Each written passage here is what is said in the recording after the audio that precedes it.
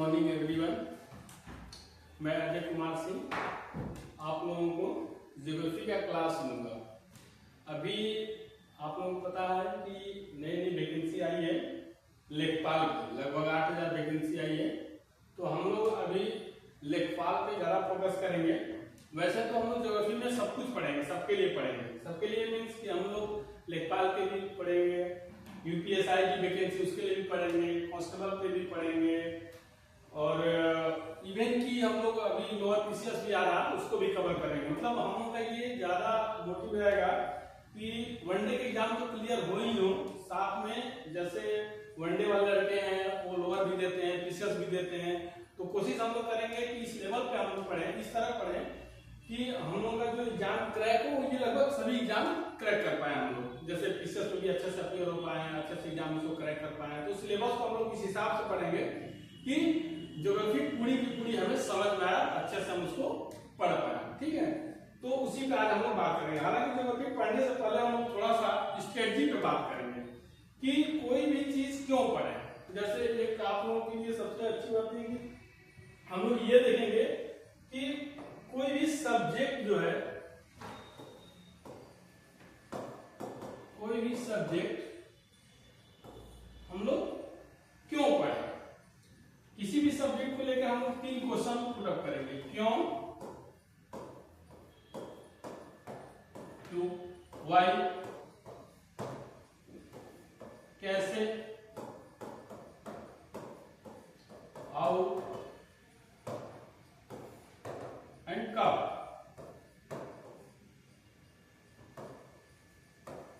Well, ये तीनों हम लोग देखेंगे कि किसी भी सब्जेक्ट को हम क्यों पढ़ें, कैसे पढ़ें और कब पढ़ें। इसी में हमारा आगे जियोग्राफी भी आ जाएगा। इसी में हम जियोग्राफी को भी देखेंगे जो हमारा अपना मेन सब्जेक्ट है। ठीक है, तो किसी भी सब्जेक्ट को पढ़ने का 2 मेन रीजन होता है। ठीक है, किसी भी सब्जेक्ट को पढ़ने का 2 मेन रीजन होता है। पहला जो रीजन है वो नॉलेज, और इसका दूसरा जो रीजन है वो है एग्जाम। किसी भी सब्जेक्ट को पढ़ने का 2 मेन रीजन होता है। एक होता है कि नॉलेज, हम जानकारी के लिए पढ़ते हैं। जैसे हम मान लीजिए ज्योग्राफी की बात करें तो हम ये देखेंगे कि ज्योग्राफी को हम लोग पढ़ रहे हैं अपने जानकारी के लिए कि भाई ज्योग्राफी में हमें जानकारी मिल जाए, ज्योग्राफी होता क्या है, हमारे लाइफ में उसका क्या इंपॉर्टेंस है, हम उससे कितना प्रभावित होते हैं, हमें कहाँ कहाँ इसकी जरूरत पड़ती है। ये तो एक सामान्य जानकारी हो गया। दूसरा होता है एग्जाम के लिए।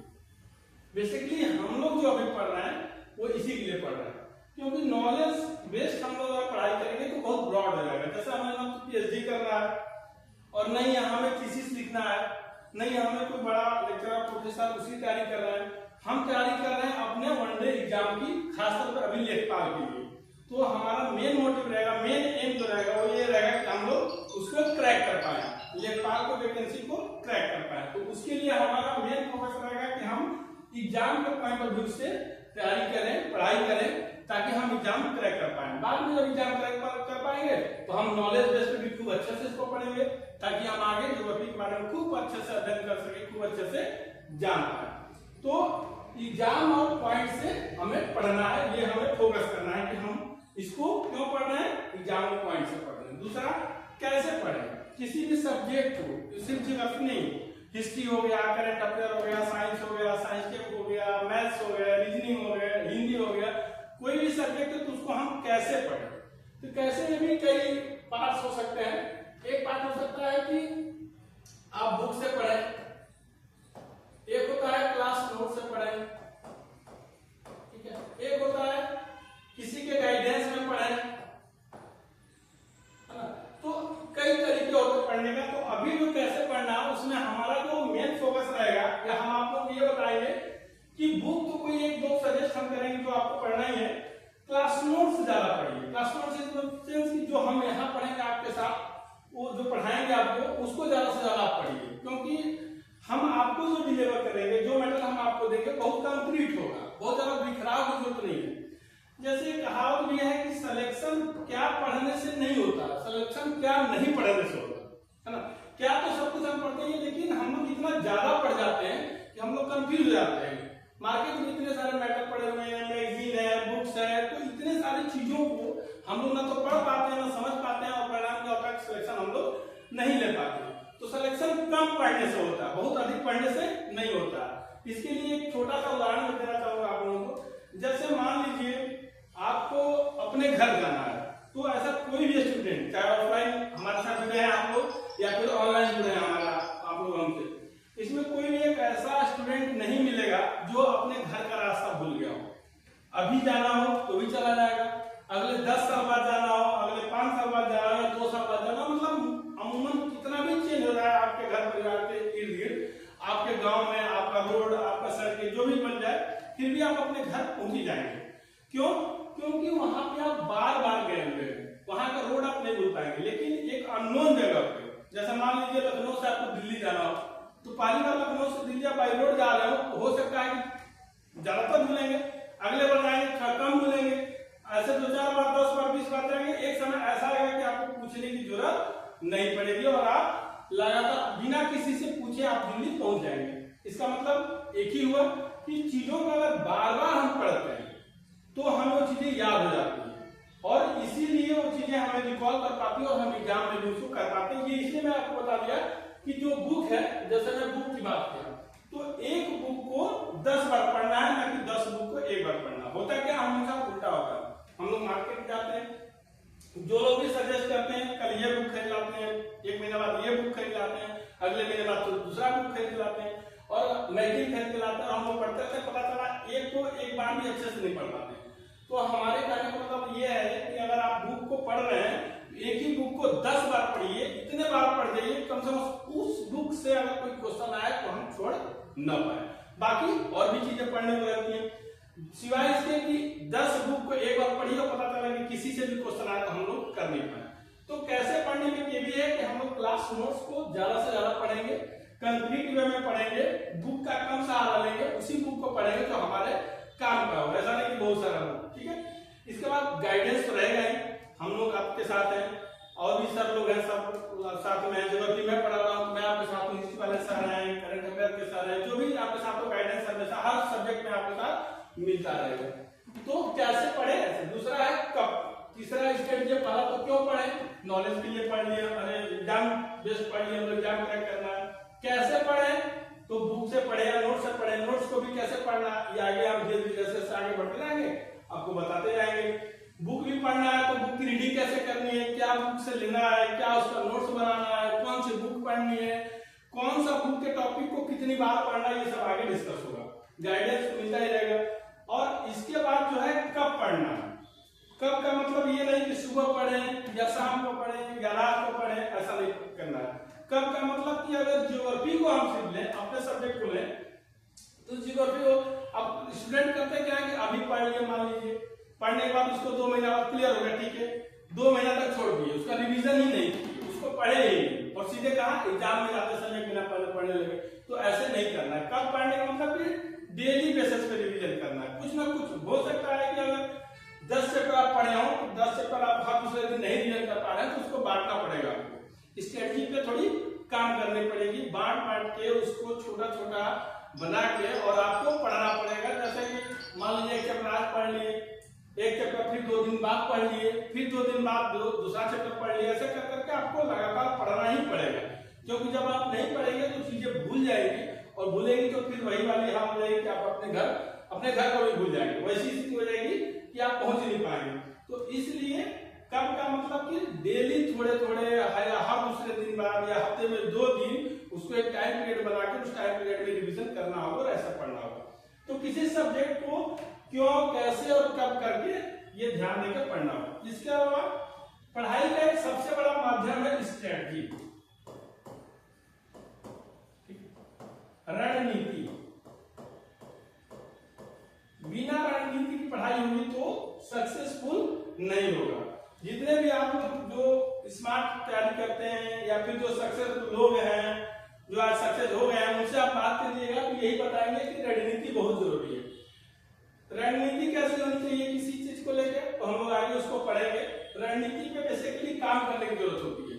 जैसे हम लोग कोई भी चीज रणनीति अपनी बनाती ही नहीं है, हम लोग सीधे क्या करते हैं, शुरू कर देते हैं। कोई चैप्टर उठाया, पढ़ना शुरू कर दिया, वो चैप्टर आ रहा है कि नहीं आ रहा, पहली बात। उस चैप्टर से कितने क्वेश्चन आ रहे हैं, ये दूसरी बात। उस चैप्टर हमारे लिए इंपॉर्टेंस है कि नहीं है, या उस चैप्टर में क्वेश्चन आ भी रहे हैं तो टाइम टेकिंग है क्या, ज्यादा लेंदी है क्या, उससे कम समय में हम लोग ज्यादा दूसरा चैप्टर पढ़ के कर सकते हैं क्या, ये सब क्वेश्चन हमें पूछना पड़ेगा खुद से।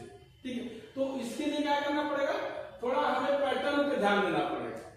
पैटर्न इन द सेंस की कैसे क्वेश्चन आते हैं, किस कोर्स से, किस चैप्टर से कितने क्वेश्चन आते हैं, ठीक है, इस पे हमें काम करना पड़ेगा। जैसे इसके लिए छोटा सा कहानी मैं आपको बताऊं, तो एक राजा थे, जैसे एक किंग थे, ठीक है।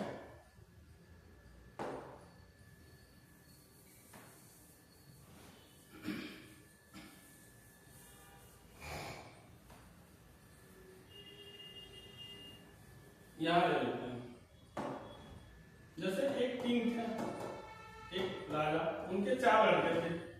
फर्स्ट ए, बी, सी और डी।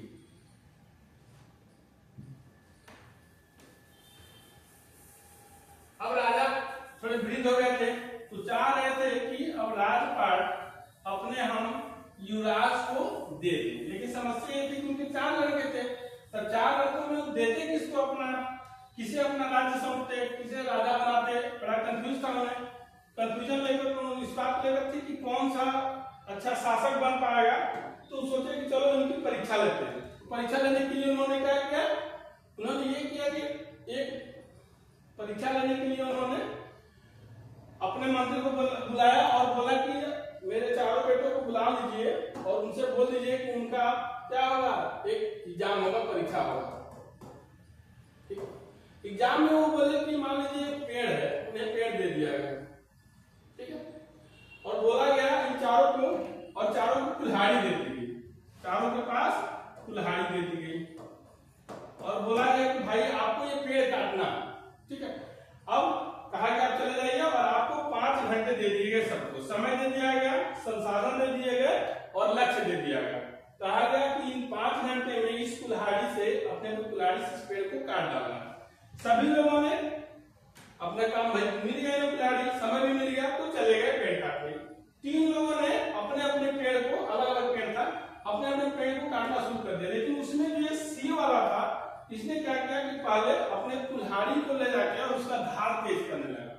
तो ये देख के बाकी ए, बी और डी जो तीनों लड़के थे, ये देख के बड़े हंसे कि जितने देर में अभी धार ये सही करेगा, जितने देर में तेज करेगा, उतने देर में वो पेड़ काट लेंगे।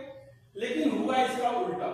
राजा भी देखे चकित थे कि क्या कर रहा, ये जब अपने धार को तेज कर लिया कुल्हाड़ी को, तो आया और पेड़ सबसे पहले काट के और राजा के पास पहुंच गया। राजा भी खुश, आश्चर्यचकित भी थे, पूछे भी उससे कि ऐसा क्यों किए। तो बताया कि महाराज, अगर मैं इस कुल्हाड़ी से, आपके दिए हुए कुल्हाड़ी से अगर पेड़ काटता तो समय ज्यादा लगता, क्योंकि इसमें धार उतना तेज नहीं था। मैंने क्या किया, उस समय को बचा के पहले अपने कुल्हाड़ी के धार को तेज किया और अब पेड़ आपके सामने काट दिया। तो मेरे कहने का कितना मतलब, ये जो रणनीति है, स्ट्रेटजी है, इस पे हमें काम करना पड़ेगा। इसके लिए क्या हमें ट्रेंड एनालिसिस, ट्रेंड एनालिसिस करना पड़ेगा। किसका, अपने सब्जेक्ट का। जैसे हम सिर्फ और सिर्फ मैं ज्योग्राफी की बात करूं, ठीक है, तो ज्योग्राफी में देखेंगे हम, तो ट्रेंड एनालिसिस कैसे करेंगे।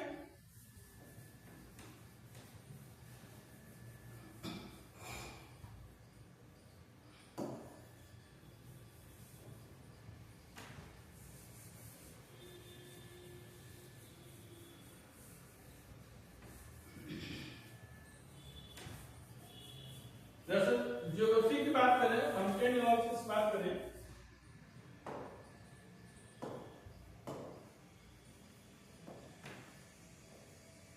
मान लीजिए हमारा सब्जेक्ट। अब इस सब्जेक्ट को हम 2 भागों में बांट के पढ़ेंगे। एक है वर्ल्ड ज्योग्राफी,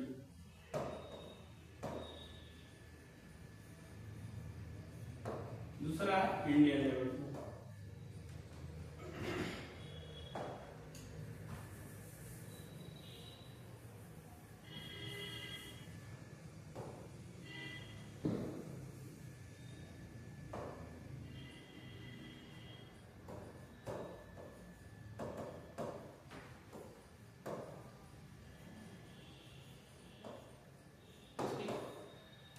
पार्ट है इसके। अब हम एक एनालिसिस ये करेंगे कि जो हमारे लेखपाल का, जैसे लेखपाल के लिए बता रहा हूँ, लेखपाल की जो परीक्षा है उसमें ज्योग्राफी के कितने क्वेश्चंस अभी तक हुए हैं, उसमें कितने क्वेश्चंस आए हैं। पहली पार्ट का एनालिसिस ये हुआ। दूसरा पार्ट ये होगा कितने क्वेश्चन आए हैं टोटल, कितने क्वेश्चन आए हैं। दूसरा हो गया किस पोर्शन से आए हैं, किस चैप्टर से आए हैं, किस चैप्टर से कितना आए हैं।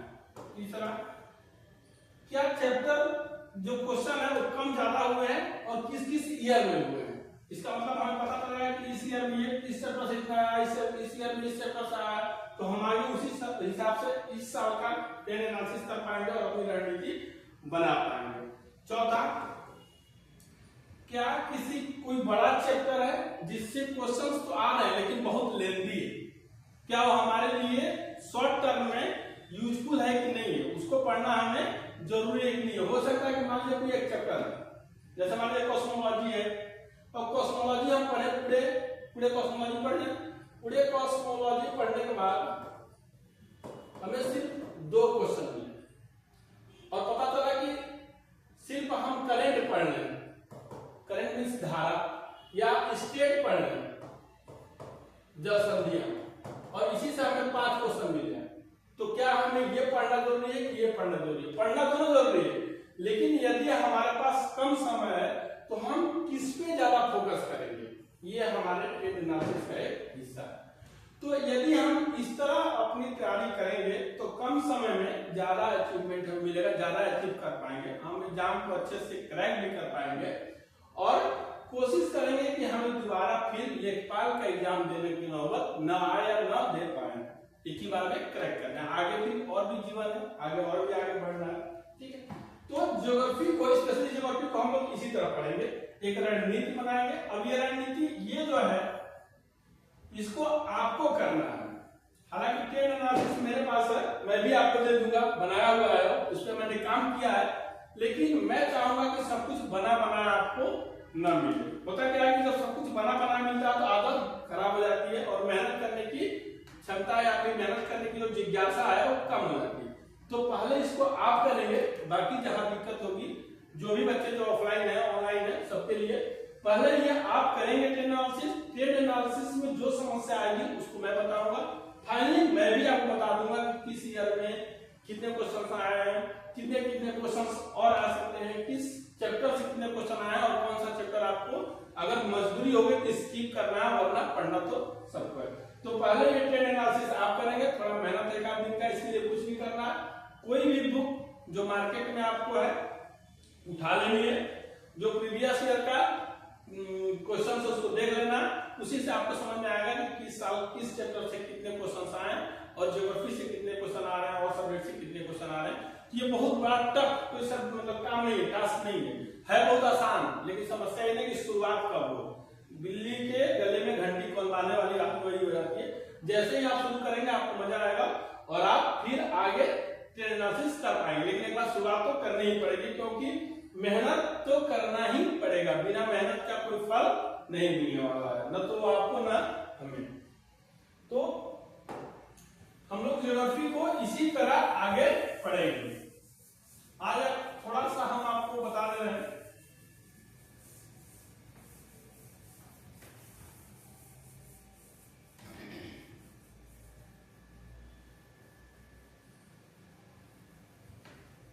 लेकिन मेरा रिक्वेस्ट है आप लोगों से कि आप लोग टेन एनालिसिस जरूर करिएगा ना, अपने रणनीति के हिस्से में उसे जरूर शामिल करिएगा, वरना फिर पढ़ाई का जो सीक्वेंस है या फिर जो आप मेहनत करना चाह रहे हैं वो सही में फेसफुल नहीं हो पाएगा। आपको लगता है कि हम सब ऐसे ही बुक से देख पाएंगे और कर ले जाएंगे, या सर लोग जो बता देंगे हम उसी कर ले जाएंगे, वो ऐसा नहीं होता है। आपको थोड़ी मेहनत करनी ही पड़ेगी, इस पे आपको ध्यान देना ही पड़ेगा, तभी आप कर पाएंगे, ठीक है।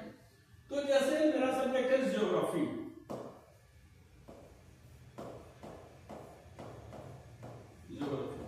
ठीक, सिलेबस आपको हम बता ही रहे हैं, इसमें इसको 2 पार्ट में मिलकर पढ़ेंगे। वर्ल्ड और इंडियन, भारत की ज्योग्राफी, भारतीय भूगोल या भारत का भूगोल, इंडियन ज्योग्राफी,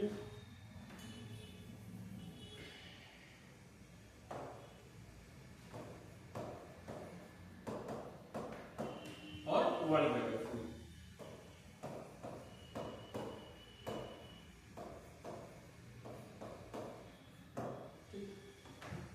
विश्व का भूगोल,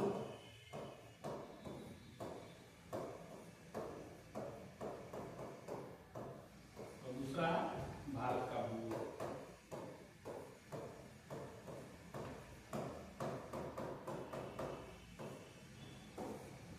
विश्व के भूगोल में हम लोग शुरू करें कॉस्मोलॉजी से लेके, कई है चीजें उसमें पढ़ना आपको। पहला कॉस्मोलॉजी, कॉस्मोस जिसे ब्रह्मांड बोलते हैं, कॉस्मोलॉजी पढ़ेंगे, फिर सोलर सिस्टम पढ़ेंगे, फिर भौतिक भूगोल पढ़ेंगे, फिजिकल ज्योग्राफी पढ़ेंगे, फिर ह्यूमन ज्योग्राफी पढ़ेंगे ना, और इसके बाद सोलर सिस्टम पढ़ेंगे, ये सब वर्ल्ड ज्योग्राफी पढ़ेंगे। उसी तरह इंडियन ज्योग्राफी में भारत के बारे में, भारत की पूरी परिधि पढ़ेंगे हम लोग, फिर भारत के पड़ोसी देश पढ़ेंगे, भारत का मानसून पढ़ेंगे, भारत की मिट्टियां पढ़ेंगे, फिर भारत की जलवायु पढ़ेंगे, भारत की जनजातियां पढ़ेंगे, भारत के संसाधन पढ़ेंगे, मतलब फिजिकल यहाँ भी पढ़ेंगे, वर्ल्ड में भी पढ़ेंगे।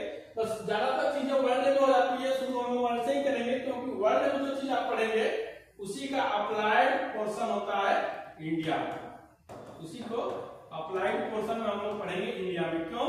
क्योंकि अब जैसे मानसून पढ़ेंगे तो यही मानसून आके कोरिलेट करेंगे इंडिया का, जलवायु पढ़ेंगे तो यही करेंगे, मिट्टियां पढ़ेंगे, काफी चीजें यहाँ भी आ जाएंगी, फिर जल संधियां तो वहां से हो, मानसून वर्षा का पढ़ेंगे तो वर्षा यहाँ भी पढ़ेंगे।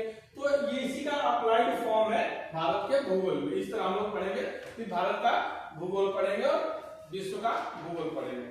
ठीक है। अब ज्योग्राफी क्या है?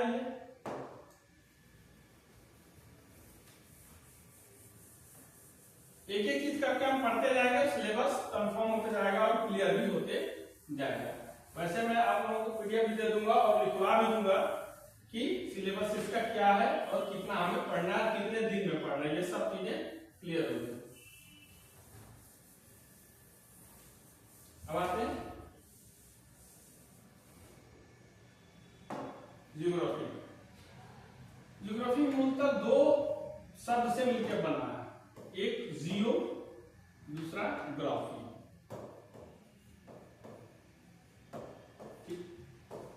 जियो, जियो मतलब होता है भू आप, हिंदी में इसको बोलते हैं भू आप, मतलब हिंदी, जियो का हिंदी होता है भू आप। ठीक है। और ग्राफी जो है वो ग्राफोस शब्द से बना है, ग्राफो, जिसका मतलब होता है अध्ययन करना, अध्ययन अर्थात भूआप, भूआप को पृथ्वी बोलते हैं, अर्थात पृथ्वी का अध्ययन करना। किसका? पृथ्वी का अध्ययन करना। जियोग्राफी का, जियोग्राफी के अंदर जो चीजें हैं यही है कि जियो और ग्राफ, जियो भूआप, ग्राफ मतलब ग्राफोस से बना है, इस सब का लैटिन शब्द है ग्राफोस, जिसका अध्ययन होता है मतलब होता है अध्ययन करना, और भूआप मतलब पृथ्वी, तो पृथ्वी का अध्ययन करना। ज्योग्राफी के अंदर हम लोग पृथ्वी के अध्ययन को जानेंगे। इसका मतलब है कि पृथ्वी का अध्ययन कैसे किया जाएगा, पृथ्वी के अंदर क्या क्या है, और न सिर्फ पृथ्वी, जैसे मान लेते हैं ये हमारा पृथ्वी है, तो पृथ्वी के अंदर नहीं, इसके अंदर ही नहीं सिर्फ ये तो है ही है, पृथ्वी के बाहर, पृथ्वी के सतह के ऊपर, जैसे जहां पे हम लोग खड़े हैं, इसका भी हम लोग अध्ययन करेंगे, मतलब आउटर अर्थ और इनर अर्थ, ये दोनों का हम लोग अध्ययन करेंगे। पृथ्वी के अंदर जो चीजें हैं उसका भी अंदर अध्ययन करेंगे, और पृथ्वी के बाहर, पृथ्वी के ऊपर जो चीजें हैं उसका भी हम लोग अध्ययन करेंगे। अब भूगोल, जियोग्राफी, भूगोल, जियोग्राफी शब्द का पहला उपयोग जो हुआ, पहली बार इसको बोला था ग्रीक विद्वान, एक ग्रीक विद्वान था, ग्रीक विद्वान इरेस्टोस्थेनीज ने, ग्रीक विद्वान इरेस्टोस्थेनीज, ग्रीक विद्वान इरेटोस्थेनिज्म।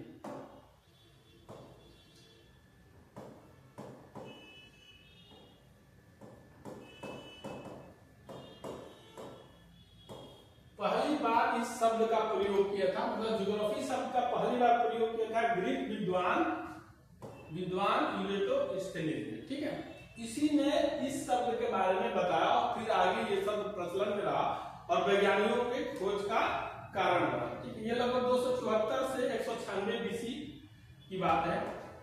274 से 196 बीसी का पीरियड रहा। उसी समय इन्होंने ग्रीक विद्वान इरेटोस्थेनिज्म ने भूगोल शब्द का, ज्योग्राफी शब्द का प्रयोग किया था। इतनी बातें आप लोगों को समझ में आई होगी। क्यों आप लोग बैठे हैं, कोई दिक्कत? ठीक है, चलिए बढ़िया। अगर दिक्कत नहीं है तो बहुत अच्छी बात है, दिक्कत होगी तो बताया जाएगा आप लोगों को। ठीक, तो पृथ्वी के सतह के ऊपर का भी अध्ययन करेंगे, पृथ्वी के सतह के अंदर का भी, मतलब पृथ्वी के अंदर का भी हम लोग अध्ययन करेंगे। तो इस तरह हम लोग एक एक करके आगे बढ़ेंगे। अब जो हम लोग पढ़ेंगे वो कॉस्मोलॉजी पढ़ेंगे, कॉस्मोस, ब्रह्मांड, यूनिवर्स।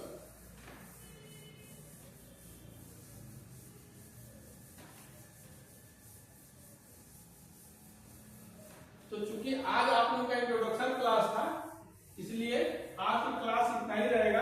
अब कल से हम लोग या नेक्स्ट वीडियो में आप लोगों को कॉस्मोलॉजी अच्छे से पढ़ाया जाएगा और फिर वहां से जो भी क्वेश्चन होंगे वो आपको बताया जाएगा। बाकी मैं फिर आप लोगों से बोल रहा हूं कि ये जो है स्ट्रेटजी की बात हो रही थी, रणनीति की बात हो रही थी, जिसपे आप लोग जरूर ध्यान देंगे और इस पे जरूर करेंगे, ट्रेंड एनालिसिस जरूर करेंगे आप, क्योंकि बिना इसके सिलेक्शन 200 दूर होता है। हो सकता है कि मिल भी जाए, लेकिन इतनी आसानी से नहीं मिलेगा जितना आसानी से अगर ट्रेंड एनालिसिस आप लोग कर पाए। तो आज इतना ही, कल की वीडियो में हम लोग वर्ल्ड ज्योग्राफी को शुरू करेंगे, कॉस्मोस से, कॉस्मोलॉजी से। ठीक है, थैंक यू, आपका दिन शुभ हो, गुड डे।